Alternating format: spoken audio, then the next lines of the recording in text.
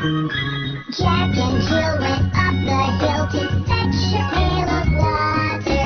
Jack fell down and hurt his crown, and Jill came tumbling after.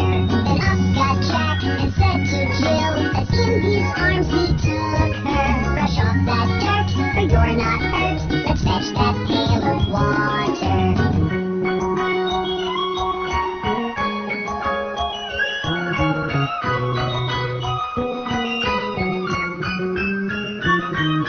Jack and Jill went up the hill to fetch the pail of water, and took it home to Mother dear, who thanked her son and daughter.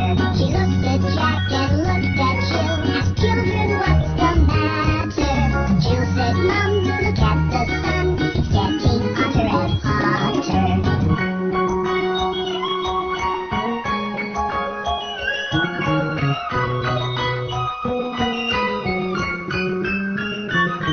So Jack and Jill went down the hill to jump in the lovely water. With such a hoot, Jill looked so cute in the